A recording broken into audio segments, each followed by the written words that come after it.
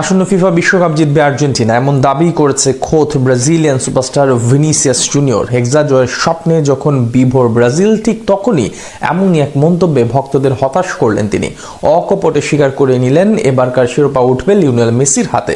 তবে কি এমন কারণে বিশ্বকাপ জয়ে ব্রাজিলকে বাদ দিয়ে আর্জেন্টিনাকে ফেভারিট হিসেবে বেছে নিলেন ভিনি, সেটাই জানবো প্রতিবেদনে।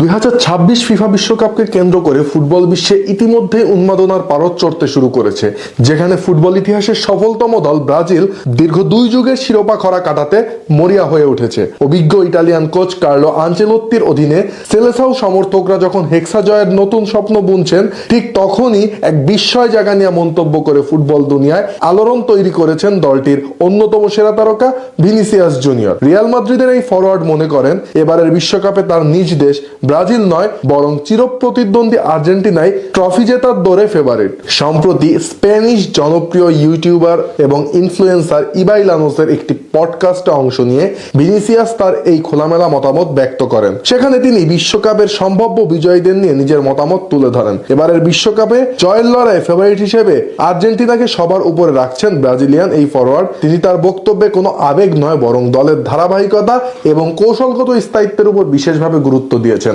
তিনি মনে করেন আর্জেন্টিনা গত কয়েক বছর ধরে প্রায় একই ধরনের স্কোয়াড এবং পরিকল্পনা নিয়ে খেলছে, যা তাদের মাঠের বোঝাপড়াকে এক অনন্য উচ্চতায় নিয়ে গেছে। 2022 সালের কাতার বিশ্বকাপ জয়ের পর লিওনেল মেসির দলের আত্মবিশ্বাস এখন তুঙ্গে। ভিনির ভাষায়, আর্জেন্টিনা গত বিশ্বকাপ থেকে খুব কম খেলোয়াড় পরিবর্তন করেছে, তারা দীর্ঘ সময় ধরে একসাথে খেলছে। আন্তর্জাতিক ফুটবলে যখন একটি দল বছরের পর বছর একইভাবে খেলে, তখন তাদের মধ্যে যে রসায়ন তৈরি হয় তার টুর্নামেন্টে অনেক বড় পার্থক্য করে দেয়। এই স্থিতিশীলতাই তাদের ফেভারিট করে তুলেছে। বিশ্বকাপ জয়ের ব্যাপারে পর্তুগাল, ফ্রান্স এবং স্পেন এই 3টি দলকে নিয়েও আশাবাদী ভিনিসিয়াস জুনিয়র। বিশেষত ক্রিস্টিয়ানো রোনালদোর পর্তুগাল সম্পর্কে ভিনির ভাষ্য, আমি পর্তুগালের বর্তমান খেলার ধরন খুব পছন্দ করি, তাদের স্কোয়াডে প্রতিভার অভাব নেই এবং তারা খুব সুসংগঠিত।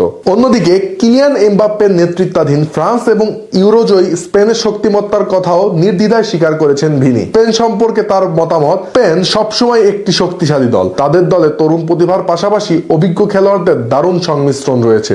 তারা ইউরোতে যেভাবে খেলেছে তাতে আসন্ন বিশ্বকাপে তারা শিরোপা জয়ের অন্যতম দাবিদার। নিজ দেশ ব্রাজিল সম্পর্কে ভিনিসিয়াস অবশ্য বেশ খোলামেলা সমালোচনা করেছেন। তার মতে, গত বিশ্বকাপের পর ব্রাজিল দল কয়েকবার কোচ পরিবর্তন করেছে।